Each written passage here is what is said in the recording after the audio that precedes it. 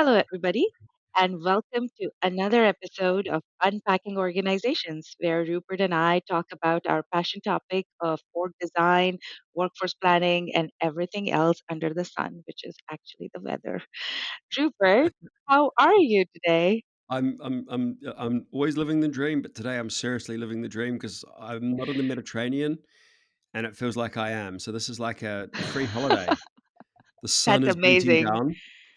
Unpacking Organizations, the Practitioners Podcast. Sponsored by Orgvue. We have Paul with us, Paul Krasilnick, who is also American but also living in London. So clearly loving this weather as well, Paul. I love Absolutely. that. Living the dream on both sides of the pond today, I guess, vicariously through those that Yeah. are here locally in the UK. It's almost I like you're love back home that. in Georgia here, this weather today. That's Um, right. And Paul is the global lead of OD and people analytics at Baringa. Baringa is a global consulting firm that was born in the UK, actually, but has a footprint around the world, particularly in the US and Australia, as well as the UK. So welcome, Paul. Yeah, thank you. Thanks for having me. Really a pleasure to be here with you guys. Great to have. Welcome. So, Paul, before we dive into OD and get all geeky and talk about stuff that we love talking about, be great just to hear a bit about you. I know you've moved around the world a lot. You have a big knowledge of India before we came online. So you've went to school in Georgia. I think there's New Jersey in there, and your name was originally from West Russia, I think you said. So yeah, dive into all of that. That's right. Yeah, absolutely. I mean, quite the eclectic background, as you can tell. And obviously, whilst I live here in the UK and have for the last 6 years, I am American by trade. But as you mentioned, I've had the opportunity and privilege working with clients around the world over the years, really exploring a variety of problems. I think on the personal fronts, I'm always curiously inquisitive. So I'm a continuous information geek in terms of learning new things, applying new methods, always thinking about the blend of artistry and science and everything that we do. And on a personal life, I have a wife and an 11-year-old daughter at home who keep me on my toes and hold me accountable for everything. And yeah, it's the fun life that we all live as professionals in the industry. And is your 11-month-year-old walking yet or getting close? 11-year-old, sorry. So Oh, yeah, 11-year-old. 11-year-old. Sorry, I was going to say Yeah, certainly walking then. absolutely.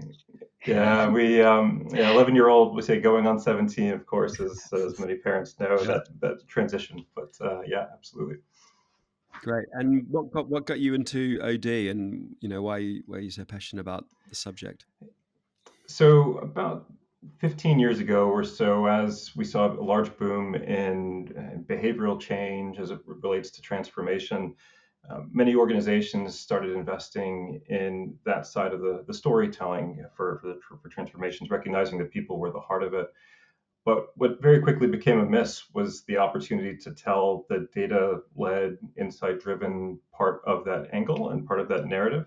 And my background is in information systems and computer science, but equally love working in the abstract and trying to invent new insights that people haven't previously explored. So working with a former employer and a few clients of ours that want to dive into the space, we found there to be a happy match between the blend of people, data, and organizational transformation. So that's really what initially sparked my interest, and as we explored that and evolved it over time, now we see it's become such a hot topic across all organizations at the C level and all the way down to the common employee and worker like yourself and me.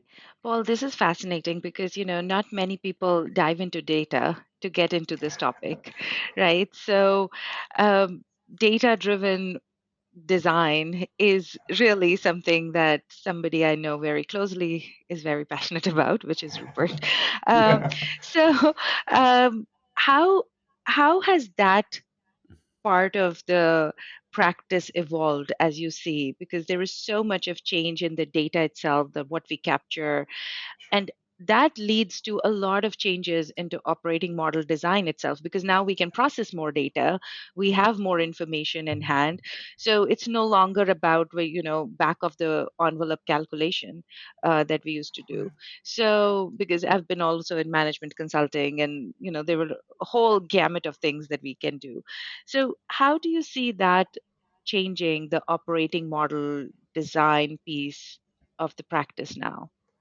Yeah, it's been so exciting to be in this space over the last 10 plus years, especially as we've seen the data element become front of center as part of the core decision making. And we can all remember the time when we were manually drawing boxes on a whiteboard and then trying to transpose them either via Visio or PowerPoint, and hoping that guesswork that we crafted somewhere in some back room was a fit for purpose design for organizations. But now we have great platforms that enable us to be able to bring those to life using the data to tell the story as appropriate. And as we start thinking about the operating model implications, organizations are waking up to realizing that to truly create a fit for focus operating model, you have to explore the people, process, technology, data, governance layers of that as a cohesive unit, and using information to help tie that narrative together, linking capability models and delivery maps and process taxonomies with our workforce data tells that absolute picture for us to be able to make those right decisions in terms of how the shape evolves for the organizations that we work with. Paul, I love your answer. I would like to understand that how do you bring your clients into the journey of data-driven organization? Because usually the operating model is seen as the lines and the boxes, or even worse, those house models that we all have seen, that those are That's the right. houses, which is our operating model. But it is much beyond that. It is much more interconnected. So how do you bring your clients into that journey where you can weave the story of the data but look at more interconnected model? It's a great question. And yes, we are all way too familiar with those house models. But if we ever want to build a house and move beyond the blueprint, we need to start looking at what's inside. And ultimately, organizations struggle with the fear of the unknown. When they start unpacking their people data, they're afraid that it's going to be such a mess that it's going to slow the overall process down. But the mantra we always take is to accelerate your ability to put the clay on the table and start molding the future shape of your organization, testing hypotheses, looking and exploring new insights that you haven't previously untapped, the correlation of data ultimately to drive those decisions. And as soon as we start doing that, then the magic starts happening and the creation starts evolving into action, allowing our organizations to think smarter and ultimately act faster. And Paul, you were talking about the connections, the different elements. When you're looking under the hood, and your metaphor about the house, drawing a house versus you need to get the HVAC detail and the That's right. foundation. So if we take that metaphor into org design, you talked about understanding process taxonomies and capability taxonomies, and so how are your clients responding to you taking this kind of data to them and doing this kind of modeling? Oh, it's accelerating our ability to ultimately reach a moldable and fit for purpose design, which is, I think, the first step 101. When we look at how organizational transformations are successful, going from the conceptual operating model down into the practical design, into change and implementation, as soon as we start recognizing, yes, we are all in agreement, we have a future journey in mind or future destination in mind, but recognize as well uniformly that we may not know the exact path of the journey, we can all start marching together. So we're marching in the same direction, recognizing that we may have unexpected twists and turns along the way, as many people that have been through house renovations have in the past. But ultimately, we're going to get there in the end, and we're going to have a path that's going to be data driven, insight led to take us there. And that brings us to thinking about, like, when we think about an operating model change or design, it's usually a multi-year journey. And people think that they have the roadmap from start to finish to the T and the project plan fully laid out. And they get upset if we change the project plan or if we start to course correct. So have you experienced that with your clients as well, that they want exactly what needs to happen every week? and that is the tight way of running the process that they would like or expect. I think in a legacy transformational mindset, when we think about a waterfall project plan, we go from this step to this step to this step, and everything is a happy path to the end. Everybody wants to hear that, but in an agile world that our environment has become and evolved to, we need to be able to fail fast, fail often, and then embrace the change for future. And this is our opportunity to recognize that as long as we have a grounding point and the ability to tell that story of where we are, what's changed, where we're going next, the what, the so what, the what now, we have the opportunity to think about where we're driving and what we have to do in order to proceed at pace to hit our target directives. And I think anchoring with that, establishing core design principles up front relative to that end destination will help everybody stay in the right lane as we're all heading down the path together. It's nice that you're phrasing the design principles, and how do you go about? Can you maybe share some design principles that you often use and that you find particularly helpful? Absolutely. When we think about design principles, especially relative to organization design principles, many organizations will start asking questions around what are my specific spans and layers, or my ratios of headcount or FTE to contractors to the third party consultancies and support. But really, what we need to think about is organizationally, what is the value that we're delivering? And ultimately, what are the end outcomes we're looking to achieve? Is it to be provide a higher level of quality of service to our customers? Is it to increase the throughput and productivity and efficiency? Is it to maximize the capability of our workforce? Is it to preserve the culture of our organization and our workforce as well? So when we think about the design principles themselves, we try to have a direct correlation to our overarching business strategy. So ultimately, we have a red thread from that high level strategy and the design through the house, Shradha, as you mentioned before, down to the individuals that inhabit that house along the way, and make sure that the house is maintained throughout. And the other point to recognize, I guess, with those design principles and the operating model as well, is many times organizations will go through a large scale transformation, whether it's op model or OD. Ultimately, at some point along that multi-year journey, they'll experience transformation fatigue and they'll say, okay, we're done, we're going to move on. But operating models and organization designs are continuously evolving. And this is not a set it and forget it exercise, but ultimately a large transformation can pave the path for continued maintenance going forward, which is absolutely crucial as volatile as the external market is requiring organizations to change more frequently. And I think that is the most important part, is that it has to evolve, right? Like, when we build an operating model, we cannot police it, and we cannot just say that now this is the governance, and we cannot move even an inch from here to there, and we just want to, like, put the governance and mechanism that nobody can touch it now and nobody can change it. But Right. I think the most important part is that as business evolve, things should evolve. So what are some of your tools that you utilize to say, how do you sustain and maintain this op model? Because again, it will be like no maintenance in the house. It gets totally dilapidated. Then you just run it down to the rubbles and then make it again. And how can we just make it more sustainable is my question. Of course, and we're going to see how far we can butcher this metaphor today. One question after the Exactly. next, I promise you. So we mentioned my 11-year-old daughter before, and her bedroom, in full transparency, and I shouldn't say this to the public domain, but is an absolute mess, as many children's bedrooms are. I'll vouch for And that. In solidarity, my son is the same. absolutely. But I think about her room in the house as a mantra that we stick to with organizations, and allowing a freedom within the framework. So we recognize you have your space within the house or within the organization. And in our relationship as a family, we give you the freedom to customize that into how you feel it's fit for purpose, right? So recognizing that you can't bust down any walls that are load bearing, because that would have a larger impact on our organization. As you feel comfortable, as you want to live in your room, we need to make sure that you have contributed to ultimately what that design is and how you see it fit. So with organizations, equally, we try to instill the freedom within a framework aligned to those guardrails, the design principles, but allowing the active contribution and participation from colleagues at all levels to be able to build an organization that they want to work for and ultimately is in line with the outcomes that they're looking to achieve.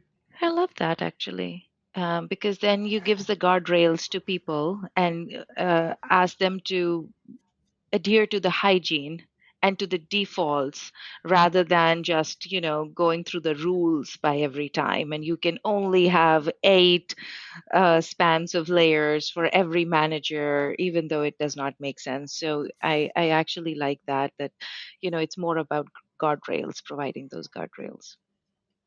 Absolutely. So what we're saying is it's not design principles, it's design guardrails. Yeah, that's great. Absolutely. That's great.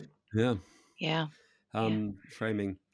And then you talk to, I call them, the strategies, the business outcomes that you're trying to achieve, which I talk about those as design criteria. So you design against these things, and they're often in contradiction with each other. So efficiency and customer service or in response time is there's a tension between those things, Sure. and so trying to help people optimize across all is sort of futile. You have to pick. Yeah. Strategy is about making choices and picking what's the most important. So when you're going through this and you're setting guardrails, but pre that agreeing to those, in my terminology, criteria and the key elements of the strategy. Practically, how are you getting your clients on board? Like what tools and tricks do you have up your sleeve when you're doing that? Yeah, absolutely. So you're absolutely right, Rupert. In terms of the order of operations, first and foremost, we challenge what is the business strategy and is that well laid out and defined? It doesn't have to be down to the T of what we're going to realize in terms of revenue or value by when, but directionally, are we sound across the organization? From there, if we're invoking, say, in through a transformative sense, a new operating model or a new organizational structure, what is the vision of that? And ultimately, from a storytelling perspective and a change in communication standpoint, how are we connecting that to the overarching vision that both is externally available to the market as well as internally available to our colleagues?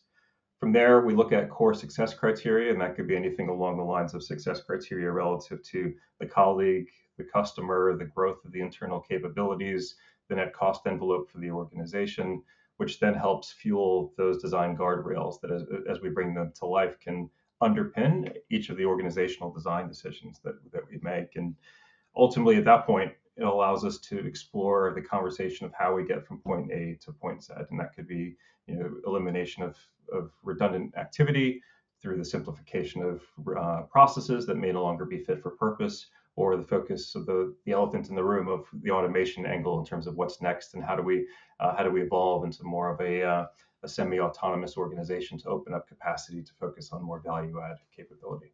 And as you're thinking about it, Paul, we are now in the unprecedented, as always, unprecedented times of AI and automation. And so, how is that shifting the operating model design overall? Because, we are just totally different, um, charting different waters right now, right? So, how does that, or is it shaping, like that? I think the question is that is it shaping the operating model design world, and how? It's exponentially accelerating the pressure to change. Mm, How organizations change, where they change, and ultimately the shape of that change is the big unknown that many are grappling with.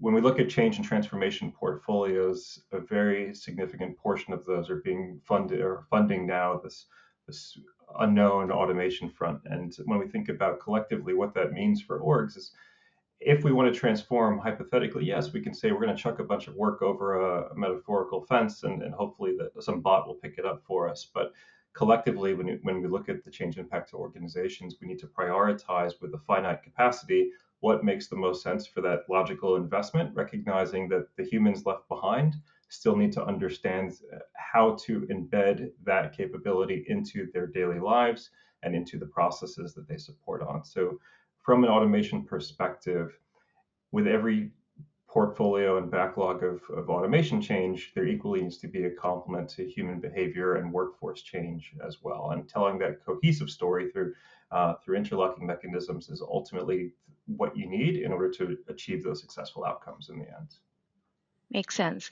And as we are thinking about um, like automation and the change in the pace of the work and all of that, how is the capability gap being seen at the organization? Because there's not just reskilling that needs to happen for these people, but it's an organizational capability that we need to build in order to think about the work differently, in order to think about the ways of working and the flows of work differently.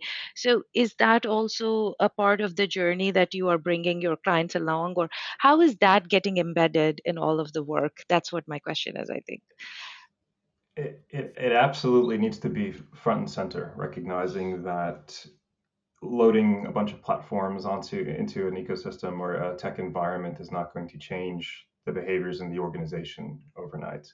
I can turn on a chat agent tomorrow and say, go use this, Shradha. And if I don't properly coach or educate you in terms of what and how you should use it and how to apply that effectively on a daily basis, then it won't be used because human behavior is naturally resistant to change. And if you don't lead the horse to water, they won't drink in this scenario. So at all walks of life, from your senior level executives down to your workforce, you need to think about what is the change impact and ultimately how can I walk them along a journey. So when technology becomes available to assist, the ability to adopt that technology and apply it to their everyday activity is accelerated and not a deferred and or waste of investment. I mean, it's interesting as we learn and this evolves. I, I almost feel like there's an exponential shift in people that have got extreme capability, and they become even more powerful, and those that don't become less. Um, one example, a very good friend of mine is she's a top litigator in one of the top firms in the world, like one of the top litigation firm, and they're actually increasing the salaries for the solicitors or the attorneys, but they need fewer. Mm, Right. And the mundane work that is being automated out, but the highly creative work that you kind of need that litigator when you're in trouble, or Right. trying to get someone else in trouble, whatever they're doing, that it becomes even more valuable. And the people that work for me and do software development, the coders, it's also similar. Some of them sort of have become 3-4x more productive in the last half year. yeah. Um, and actually, one of them, interestingly, said sometimes I become over reliant on the AI and I stop thinking. And so he's actually controlling how much he's doing versus but it's like you've got that assistant. So Yeah. I'm just, so the nature of the work is fundamentally changing, and the nature of the workforce and that creativity and they call it the hyper talent becomes even more impactful. Yes. There's a downside negative risk, I think, for those that aren't that. So yeah, just be interested in Yeah. your reflections on this, Paul. No, absolutely. I mean, I think it's interesting. Rewind 5 years, and we saw the traditional pyramid model in organizational shape and hierarchy shifting to more of a diamond shape, recognizing that RPA was going, which ultimately evolves into intelligent automation, and where we are today with agentic AI was going to carve out the need for the lower level task workers. But what I see now is a shift back into a pyramid structure, but at a different level and capacity, right? There's always going to be the need to have hands-on experience. What that experience is going to evolve. So no longer do you need somebody to, in the OD sense, to physically draw those boxes on a whiteboard and transcribe them into PowerPoint. Now we have platforms like Orgvue as an example, where we can bring that to life in a more systematic way and become more analytical at what we're seeing and less manual in terms of what we're doing. So the shape I see us still shifting back into a potential pyramid, but the exact activities and responsibilities within the role construct in a job family or job architecture will evolve and will change with more heavy AI influence. I mean, I'm actually wondering, not that I want to create an argument, but more of a discussion. I'm actually wondering, and this is, I don't have, obviously no one has the answers, but I'm wondering if it's almost becoming, to some extent, an inverse pyramid, where at the bottom you just need less, because the bottom was that mundane routine work, and so in the case of this litigator, like the junior attorneys, that's a lot of that work's been automated, so they need fewer of the people. I think in management consultant, like back in the day, I used to burn the midnight oil building those things that you're Of talking course. about, hence wanting to build the software. But I mean, it was very painful. Don't need that anymore. And actually, there's an existential question about, like, how do you get that capability and that Yeah. knowledge? Well, you have to go through that Yeah. journey. So I think there's a bigger kind of That's societal issue. But I'm just one. I mean, maybe it's not an inverse pyramid, but the bulging at the middle, or the bulge going close up. If you take professional services, you have, for each partner, you just don't need as many people below them. Yes, for yeah. sure. Yeah. Yeah, it's absolutely right. And Shradha, we were speaking about India before. And if you think about countries like India as a whole, and the over time how the financial shift has become more generationally focused to the millennials and now Gen Zs as well, and potentially Gen Alphas now in the workforce or entering the workforce soon. There is a massive shift when we think about the focus of specific technical skill sets and experience, and ultimately that will be elevated. You're absolutely right, Rupert, in terms of priority within an organizational structure. And what we do for those that ultimately are not on that path today is a question and a challenge, and I think a worry of many that are currently in the workforce, not knowing what their own future or their destiny lies. So we, with all organizations, we recommend thinking about what your digital literacy looks like, and ultimately how can you support that and support your colleagues throughout the organization in adopting and embracing that evolution into a technology-led environment. Absolutely. And I think that is where there is a lot of downstream that will also needs to change. I feel very strongly that the education that is fueling into the early workforce, that needs to change, because we have been educating, due to the IT boom, we have been educating people who can code and code well. And we have been giving them all that literacy in the college, which can now be obtained by a middle schooler or a high schooler with the help of a chat GPT. Sure. And so, how do we shift the mindset from coder to a reviewer, and to be thinking about how do I continue to build that critical thinking muscle? That why is important now. It's not just what, it's not just about if you're technically sound, but basically you need to have that muscle to say that, is this AI giving me right answer or right now hallucinating? And just to sort of build on that, but I was chatting to Vanessa, who's my wife, earlier today, and she works at a university in London, and she was at a conference, an AI in tech, which was, I mean, really AI in healthcare. Sorry, AI in healthcare specific, and they were talking about doctors, and a doctor now, or at least in the near future, if not now, probably now already in some cases, doesn't need to take notes. Right. So the doctor can spend more time actually looking physically at the patient and spending time sort of building that rapport and that connection. And imagine you're giving the bad news to a patient, or you're trying to diagnose. That's a very human interaction. And so what the AI is doing is it's taking away some of the work, which is writing notes and recording, and therefore looking at a screen. And so I just thought that was an interesting perspective, because when we talk about the stuff and how the work is changing, examples all too often is about automation or taking work away from people. Where actually, I think a colleague of mine at Orgvue actually was saying that the statistics, that there was this famous study from Oxford that said 40% of roles are going to go. Right.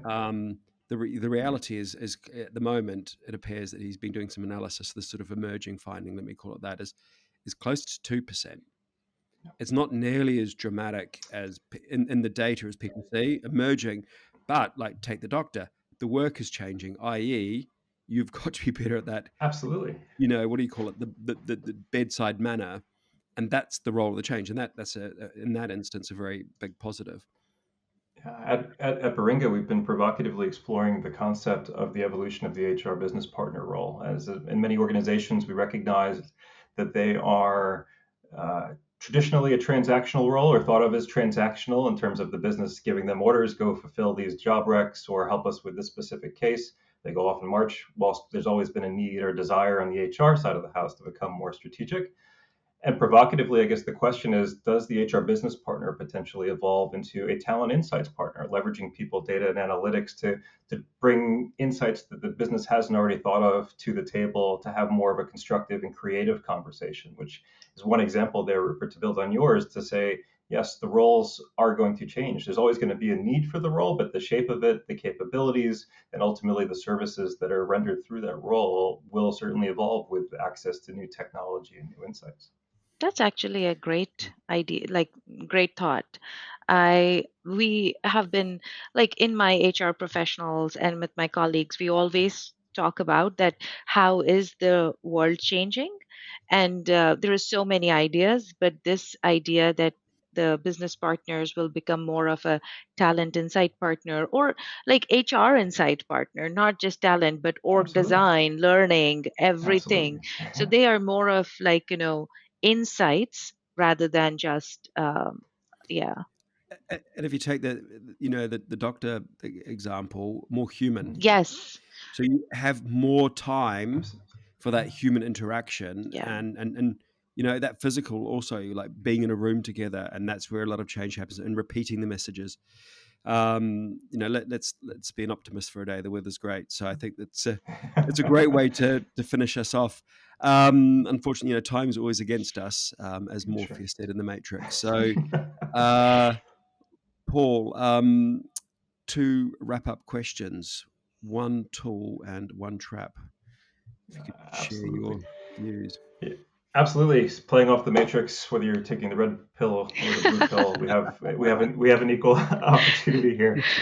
Um, I think in terms of the biggest tip of the day, kind of reflecting on this conversation and what we spoke about earlier as well, really thinking about having a focus on the future and a unified vision of your organization that connects to your business strategy, but then using data and insights as that red thread all the way through down to the roles that are defined, the change impact that is occurring, and ultimately recognizing as well that that journey will change over time. And as organizations shift and priorities turn, using information will help us accelerate our ability to adopt, pivot, effectively pivot with purpose, so to speak, as we move on. And then in terms of the trap and pitfalls to fall into, I would say OD is a blend of artistry and science.